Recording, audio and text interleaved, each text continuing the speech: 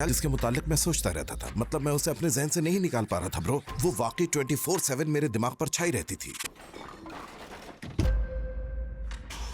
तो मैं हाईवे पर ड्राइविंग कर रहा था 75-80 की रफ्तार से।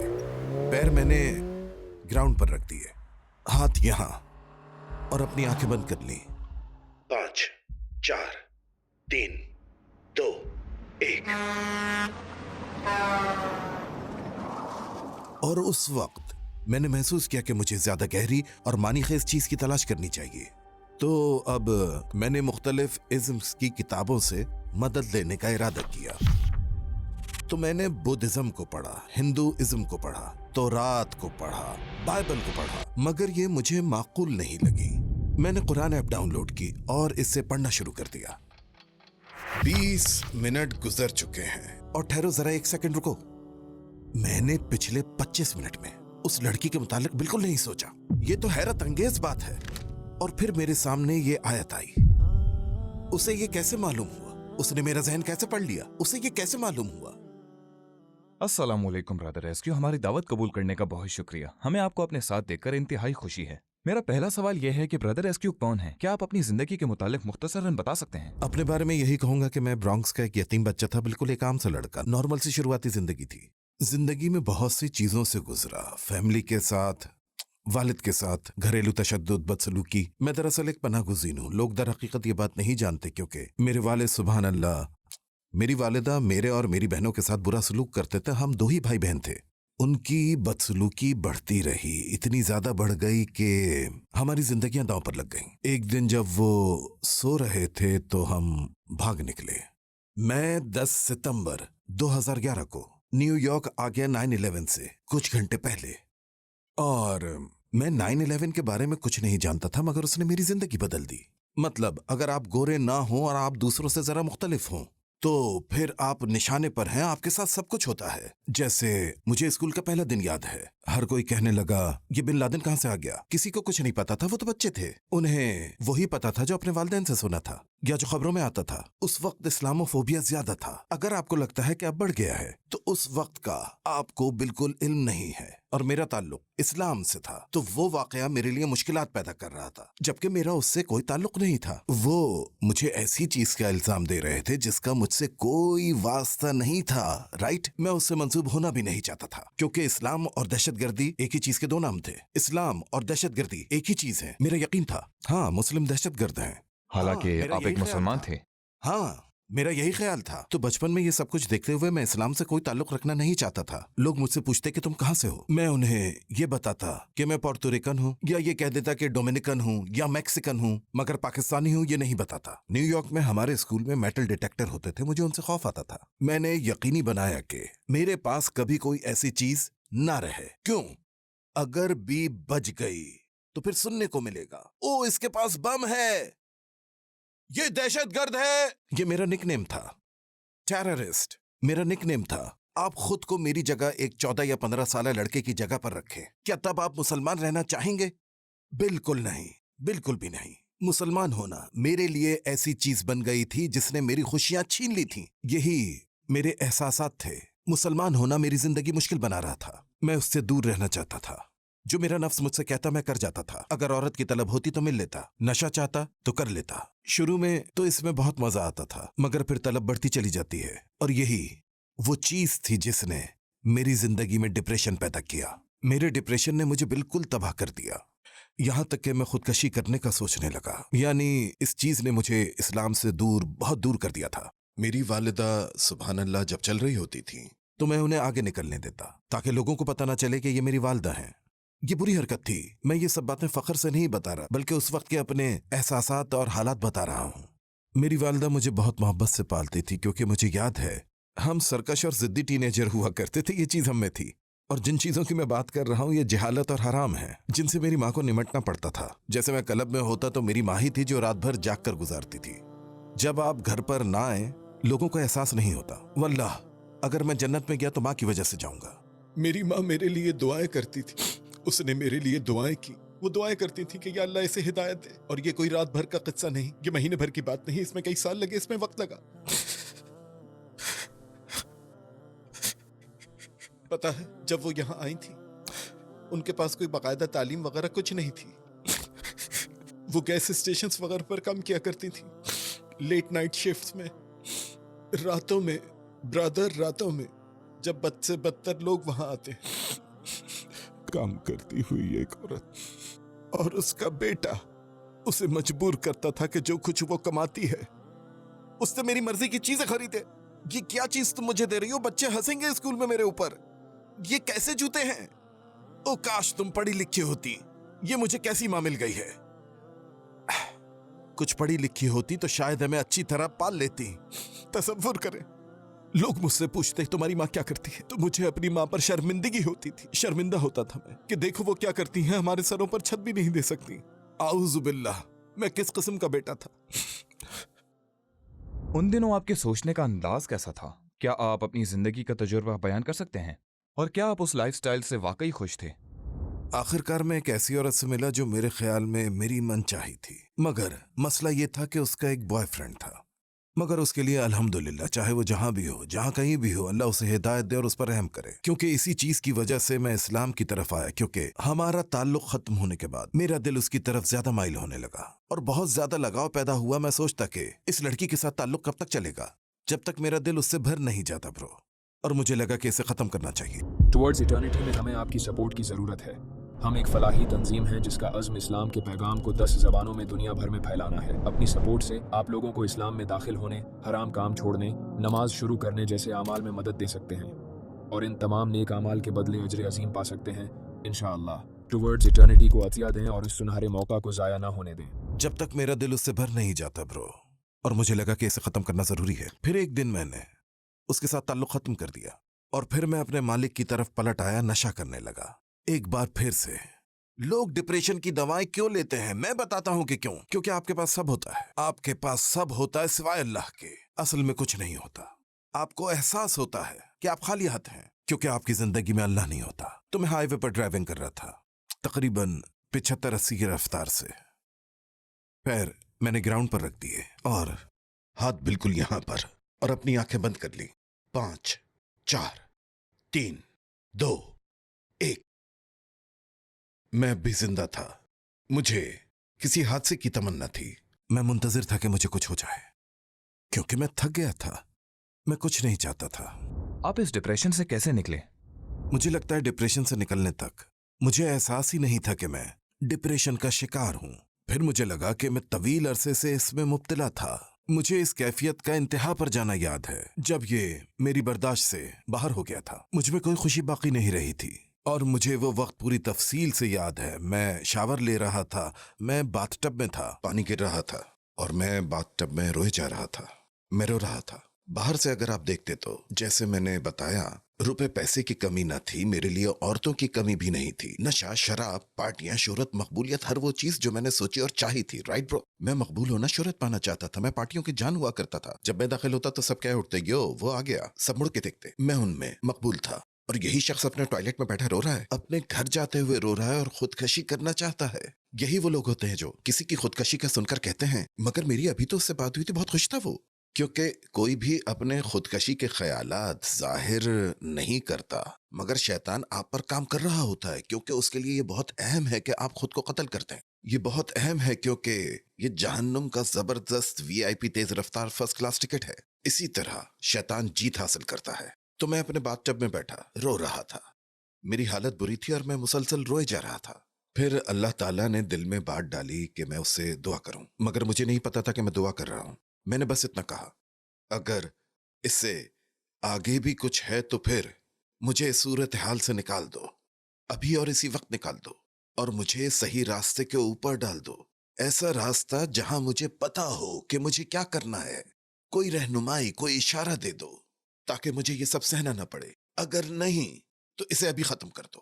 میں اب اس طرح نہیں جینا چاہتا. تو الحمدللہ اس شاور نے میری زندگی بدل دی. تو میں باہر آیا اور اسی وقت اللہ نے مجھے حوصلہ دیا, مگر اس وقت مجھے اس کا علم نہیں تھا. اللہ نے میرے دل میں بات ڈالی کہ میں پاکستان کا سفر کروں. میرا خاندان ہے وہاں, تو کیوں نہ وہاں جاؤں. اوکے بہترین. مجھے پتا چلا کہ میری والدہ پاکستان جانے والی ہیں, خود اکیلی. میں نے کہا مجھے بھی ساتھ لے چلیں پلیز. اور اس وقت میں نے محسوس کیا کہ مجھے زیادہ گہری اور معنی خیز چیز کی تلاش کرنی چاہیے. तो अब मैंने मुख्तलिफ इज़म्स की किताबों से मदद लेने का इरादा किया और सोचने लगा कि मैं अपने एहसासात के इस तूफान से कैसे निमट सकता हूँ, क्योंकि अब मुझे पता लगने लगा था कि ये नॉर्मल सूरत हाल नहीं, ये इससे कहीं ज्यादा पेचीदा है।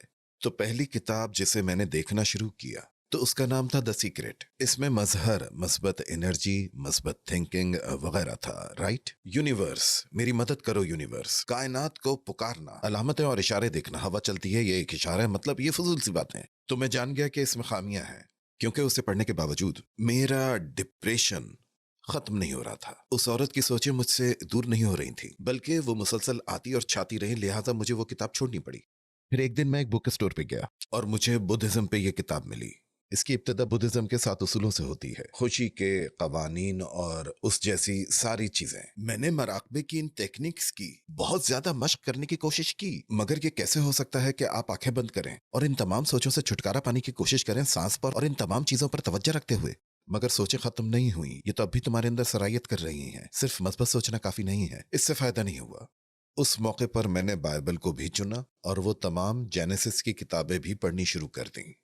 तो उन्हें पढ़ने के बावजूद मुझे ये खामियां नजर आ रही थी, मगर इसके साथ साथ इनका मेरे दिल पर कोई असर नहीं हो रहा था, बिल्कुल भी नहीं। ये मुझे महसूस होने वाले डिप्रेशन से, उस औरत के ख्याल से मुझे दूर नहीं कर रही थी जो मेरी सोचों पर हावी थी। मैं उसे अपने जहन से नहीं निकाल पा रहा था ब्रो, वो 24/7 हावी थी दिमाग पर। तब तक मैं थक चुका था, मैं बहुत थक चुका था। मैंने कहा कि ये सब फजूल बातें हैं, ये सब कुछ बुद्धिज्म, ये मन घड़त है। लोग दूसरों को कंट्रोल करना चाहते हैं और मजहब सबका सब झूठ और फरेब है। मेरे दिमाग में ये बातें आ रही थी। तो उस वक्त तक मैं पाकिस्तान पहुंच चुका था और अचानक रमजान बस 2 दिन बाद आने वाला था। तब मेरी वालिदा मेरे पास आई और मुझे कहा, देखो रमजान शुरू होने वाला है और तुम रोजे भी रखोगे, बस इसमें नमाजें पढ़ने की भी कोशिश करना, क्योंकि अल्लाह तुम्हें सिर्फ भूखा प्यासा रखना नहीं चाहता, उसे इसकी जरूरत नहीं। नमाज को भी शामिल करने की कोशिश करना, क्योंकि अगर तुम वाकई इसके सारे फायदे पाना चाहते हो तो नमाज पढ़ो। अब मुझे नमाज पढ़ना तो आती नहीं थी। मेरी वालदा ने मुझे ये बातें कही और इनका मेरे दिल पर कुछ असर हुआ कि मैं आपकी तरह नमाज पढ़ूंगा। बहरहाल मैंने सोच लिया कि रोजे में नमाज पढ़ूंगा। वो पहला रोजा था और मैंने अपने फोन पर कुरान ऐप डाउनलोड की। मैंने किताब तक नहीं खरीदी, जैसे दूसरे लोग बुक स्टोर से ऐसी चीजें लेते हैं। मैंने सोचा ऐप ही डाउनलोड कर लेता हूँ और नमाज के बाद मैंने उसे पढ़ना शुरू किया, बिल्कुल शुरू से। सूरतुल फातिहा शुरू में मैंने वैसे ही जायजा लिया, स्क्रॉलिंग करता रहा। अच्छा, ये तो काफी सारे चैप्टर्स हैं, ठीक है शुरू कर देता हूँ। अल फातिहा से शुरू किया और उसे पढ़ा, सिर्फ इंग्लिश, क्योंकि अरबी नहीं जानता था। बस पढ़ता गया, पढ़ता रहा। फिर अगले चैप्टर पे गया, सूरह बकरा, उसे पढ़ना शुरू किया। वाह, 20 मिनट गुजर चुके हैं। और ठहरो जरा, एक सेकंड रुको। मैंने पिछले 25 मिनट में उस लड़की के मुताल्लिक बिल्कुल नहीं सोचा। ये तो हैरत अंगेज बात है। आप जरा समझे मेरे भाई, ये मेरे लिए इंकिशाफ था, वरना 5 मिनट भी ऐसे नहीं गुजरते थे कि वो लड़की मेरे दिमाग पर सवार ना हो, जो मेरे काम से मेरी तवज्जो फेर देती थी। मैंने सोचा जरा ठहरो, ये तो कमाल हो गया। और वल्लाह मैं कुरान को सिर्फ अपने फायदे के लिए इस्तेमाल कर रहा था, नाउज़ु बिल्लाह, सिर्फ उस लड़की को भूलने और उसकी याद से पीछा छुड़ाने के लिए, अपनी तवज्जो बटाने के लिए इस्तेमाल कर रहा था। कुरान इस्तेमाल करने का मेरा यही मकसद था। कुरान मेरे लिए मेरी एक्स का ख्याल भगाने का एक जरिया था, बस सिर्फ इसलिए पढ़ता था कि अपनी एक्स को भूल जाऊं। मेरा इसे पढ़ना ऐसा ही था जैसे तरकीब हाथ लग गई हो। इसे पाया तो तरकीब पा ली। उसी दौरान अजान भी हुआ करती, यानी वो नमाज का वक्त होता था। मैं नमाज पढ़ लेता क्योंकि मेरे ख्याल में पढ़नी चाहिए थी और मुझ में जोश बढ़ने लगा। मैं कुरान पढ़ता था। मैं सोचता आखिर ऐसा क्यों है, क्योंकि जब भी मैं कुरान नहीं पढ़ता था तो मेरा डिप्रेशन वापस आ जाता। मेरी एक्स फिर जहन पर सवार हो जाती थी, वो हर वक्त मेरे दिमाग पर छाई रहती और मुझ में फिर वही एहसासात पैदा होने लगते। मैं सोचता कि नहीं, मुझे कुरान पढ़ना शुरू कर देना चाहिए, तो मैं बैठ जाता। लोग बातें कर रहे होते मगर मेरा उन पर ध्यान नहीं जाता। मैं बस कुरान पढ़ रहा होता, सिर्फ एक मकसद के लिए इसे पढ़ता रहता कि उस लड़की का ख्याल ना आए। इसका तर्जुमा राइट? मैं कुरान के तर्जुमे को सिर्फ अपनी एक्स को भुलाने के लिए इस्तेमाल कर रहा था, लिहाजा मैं पढ़ता रहा। मगर ऐसा करते हुए अल्लाह सुब्हानहू व तआला मेरा दिल आहिस्ता आहिस्ता खोल रहा था, क्योंकि मैं मुसलसल उसे पढ़ रहा था। राइट, बहरहाल मैं भी एक इंसान हूँ जो शऊर रखता है, जो थोड़ा बहुत समझ सकता है। राइट, और जो कुछ अल्लाह ने उस कुरान के तर्जुमे से, अंग्रेजी तर्जुमे से सिखाना चाहा, मैं कोई आयत पढ़ने लगता, उस आयत को पढ़ता और उसके बारे में सोचने लगता। ओह, इस बात से अल्लाह का क्या मतलब हो सकता है, इस आयत से क्या मतलब निकलता है। मैं सोचों में गुम हो जाता और जब मैं अपने फोन की तरफ देखता तो वो ऑफ होता, उसका वॉलपेपर स्क्रीन ऑफ होते। जब आप अपना फोन काफी देर तक यूं ही पड़ा रहने दें तो वो ऑफ हो जाता है। और मुझे याद है उस वक्त फोन का आइडल टाइम 15 मिनट था, यानी मैं अपने ख्यालात में गुम हो जाता था। उस आयत पर गौर करता रहता 15 मिनट तक और तब अपने फोन को देखता तो स्क्रीन ब्लैक होती, मुझे दोबारा ऑन करके अपना पासवर्ड डालना पड़ता। मैं सोचता कि वाह, ये तो कमाल की मालूमात है। उस वक्त मुझे महसूस होने लगा था कि अगर कोई किताब वाकई खुदा की तरफ से है तो वो यही किताब है, मगर मुझे इस पर पूरा यकीन नहीं था, लिहाजा मैं इसे आजमाना चाहता था। आउज़ुबिल्लाह, मगर मैं इसे आजमाना चाहता था। मैं कहता ओके, आज इसे आजमाऊंगा। आज मैं कुरान नहीं पढ़ूंगा, नमाज नहीं पढ़ूंगा, बस मौज मस्ती करूंगा। रोजा जरूर रखूंगा मौज मस्ती के साथ, मगर इबादत नहीं करूंगा। मेरे भाई, मैं मजाक नहीं कर रहा, वल्लाह मैं मजाक नहीं कर रहा। अभी ये सोचते हुए 10 मिनट भी नहीं हुए थे और मैं शावर लेने गया तो वो तमाम ख्यालात दोबारा मेरे अंदर उठने लगे। डिप्रेशन की वही लहर, उस लड़की के मुतालिक तमाम बातें, वो तमाम बातें मेरे दिमाग में आने लगी। मैंने शावर लेना बंद किया, अपना बदन साफ किया और ये किताब पढ़ने लगा। ये किताब चाबी है, ये किताब चाबी है। मैं उसे पढ़ रहा था और उसमें मजीद से मजीद तफसीलात आ रही थी और मैं सोच रहा था कि अल्लाह खुदा ताला ने किसी न किसी तरीके से ये किताब नाजिल की होगी, शायद रोशनी की सूरत में उतारी हो, जैसे मूसा अलैहिस्सलाम के साथ किया था और उन्हें 10 अहकामात दिए थे। मुझे इसका जरिया यानी पैगंबर मोहम्मद सल्लल्लाहु अलैहि वसल्लम पर वही नाजिल होने का तसव्वुर नहीं मालूम था। मैंने सोचा कि ये खुदा की किताब है और वो हमें बातें बता रहा है और मैं इसे पढ़ रहा हूँ और ये मुझ पर असर कर रही है। और फिर मेरे सामने ये आयत आई और इस आयत ने वाकई मुझे अपनी पूरी जिंदगी गुजारने के अंदाज पर सवाल उठाने पर मजबूर कर दिया। इस आयत में कहा गया कि याद रखो कि सिर्फ अल्लाह का जिक्र ही वो चीज है जिससे दिलों को इत्मीनान नसीब होता है। उसे पढ़ते ही मुझे झुरझुरी सी आ गई। मैंने अपना फोन बंद किया। मैंने कहा मुझे बंद करना पड़ेगा। मुझे नहीं पता कि वो क्या था, वो क्या था। उसे ये कैसे मालूम हुआ? उसने इस तरह से मेरा जहन कैसे पढ़ लिया? उसे कैसे मालूम हुआ कि इससे मेरे दिल को इत्मीनान मिल रहा है? उसे कैसे मालूम हुआ? मैं तब एक नतीजे पर पहुंचा। मुझे नहीं पता ये कैसे नाजिल हुआ, मुझे इसके नाजिल होने के जराए नहीं मालूम, मैं इसके मुताल्लिक नहीं जानता, मगर ये खुदा का कलाम है। बिला शक व शुबा ये खुदा का ही कलाम है। तो अब रमजान खत्म होने वाला था, मेरा सफर भी खत्म होने वाला था, मुझे दोबारा न्यूयॉर्क जाना था, मुझे दोबारा सारी हकीकतों का सामना करना था। वहां कोई ढाल नहीं है, इस तरह की कोई चीज नहीं। मैं कुरान से इतना कुछ पढ़ चुका हूँ और मैं शराब के बारे में वो सब बातें जानता हूँ जो इसमें लिखी हैं, नशे के मुतालिक बातें जो लिखी हैं, जिना के मुतालिक जो बताया गया। और मैं सोचने लगा, एक सेकंड रुको, मुझे समझना चाहिए कि मैं 1.5 महीने के लिए पाकिस्तान आया था। मेरे सारे दोस्त मुझे वापस देखकर खुश होंगे। मेरे पहुंचते ही वो मुझे शराब पिलाने की कोशिश करेंगे, मुझे नशा करवाने की कोशिश करेंगे, वो मुझे औरतों में ले जाने की कोशिश करेंगे, वो चाहेंगे कि पार्टी हो। और तब मैं सोचने लगा कि मुझे खुद से कुछ वादे करने होंगे। ओके, पहला वादा यह है कि जब मैं वापस जाऊंगा तो मैं नमाज नहीं छोड़ूंगा। ये नमाज, मुझे नहीं मालूम कि ये क्या है, मगर इस नमाज में कोई ताकतवर चीज है। इसके बाद मैं कुरान पढ़ना नहीं छोड़ूंगा। तर्जुमा, मैं इसे पढ़ना नहीं छोड़ूंगा क्योंकि मैं डिप्रेशन से निकलने और उस लड़की को भुलाने में मदद देने वाली इन दोनों चीजों को आपस में लिंक कर चुका था। अल्लाह ने मेरी मदद की। नहीं पता था क्या करूंगा। वापसी पर लोग खुश होंगे, मुझे फन पर ले जाना चाहेंगे, इस तरह की चीजें करेंगे। जब मैं वहां पहुंचूंगा तो यो तुम्हारी थकान उतारते हैं, चलो सिगरेट पीते हैं। मुझे पता है ब्रो, आओ आओ आओ। जाते ही कहेंगे यो घूट लगाओ, वो जाम उड़ेलेंगे, सारी शराब 3 पर, 1 2 3। और मैं, अरे मैं नहीं पी सकता। वो कहेंगे तुमने अपना गिलास नहीं पिया, हाथ तक नहीं लगाया, रखवाली कर रहे हो, कब तक पकड़ कर बैठे रहोगे? पी जाओ, कम ऑन। मुझे नहीं पता मैं उन्हें कैसे बताऊंगा। मैं खुद को लूजर महसूस करूंगा, लेम महसूस करूंगा। गाइस, मैं मजीद नहीं पीने लगा, लिहाजा मैंने ये नहीं किया और कहा मेरी तबीयत ठीक नहीं है। गाइस, मेरा मैदा, असल में अभी फ्लाइट से आया हूं ना, इसलिए शायद तबीयत ठीक नहीं। ओके। दूसरी दफा जब मैं उनके साथ था तो, यार सिगरेट पीते हैं, आओ चलो अभी चलो। गाइस, मेरी तबीयत अभी ठीक नहीं हुई है और इसी तरह के बहाने। Okay cool. तीसरी बार उन्होंने बुलाना छोड़ दिया, उन्होंने बुलाना ही छोड़ दिया। मैं उन्हें बुरा और बोरिंग लगने लगा, मगर मेरा एक और दोस्त था, उसे मैंने सब कुछ सच बता दिया। मुझे याद है मैं कार में था, मैंने कहा ब्रो, उसने मुझसे पूछा था, दूसरों ने नहीं पूछा था, उसने पूछा था, ब्रो मैं देख रहा हूँ कि तुमने शराब छोड़ दी है, औरतों के हवाले से भी तुम्हारा रवैया पहले से बदल गया है, सब ठीक तो है ना? सब ठीक है। मैंने कहा ब्रो, मैं इस्लाम के मुताल्लिक जान रहा हूँ, मैं कुरान पढ़ रहा हूँ और मैं समझता हूँ कि ये मेरे लिए अब ठीक नहीं है। वो कहने लगा वाकई। और मैंने सोचा कि अब मुझे उसके सामने बेपनाह शर्मिंदगी उठानी पड़ेगी, मगर मुझे हैरानी हुई कि वो इससे इंप्रेस हुआ। मगर किसे पता कि जब आप ये बातें दूसरों को बताते हैं तो वो भी इस पर गौर करना शुरू करते हैं कि मुझे इससे क्या हासिल हो रहा है। मतलब मैंने महसूस किया कि इन तमाम हराम चीजों पर पैसा खर्च होता है, तुम अल्लाह की नाराजगी कमा रहे हो, उसकी नाराजगी पर खर्च कर रहे हो। इससे सिर्फ जहन्नुम ही नहीं मिल रही, बल्कि नशे पर, औरतों पर, वेब पर पैसा बर्बाद होता है। मगर दुआ मुफ्त है, नमाज मुफ्त है, राइट? तहज्जुद मुफ्त है, कुरान पढ़ना मुफ्त है, जिक्र मुफ्त है। कम ऑन, हम हराम के लिए खर्च कर रहे हैं, इन सब चीजों की अदायगी कर रहे हैं, जबकि अल्लाह ताला ने इसका हल बिल्कुल मुफ्त रखा है। और वो अब भी मेरा दोस्त है। वो कहता है हम अब भी घूम फिर सकते हैं, तुम बस एक विंगमैन होगे, तुम हमारे ड्राइवर होगे और हम साथ अच्छा वक्त गुजारेंगे और हमें कोई परेशानी नहीं, क्योंकि हमें पता है तुम सही और अच्छे इंसान हो। मैंने कहा ठीक, कूल, मैं भी घर पर रहकर क्या करूंगा? तो मैं भी उन जगहों पर जाने लगा, मैं फिर उन बार्स और क्लब्स में भी जाने लगा।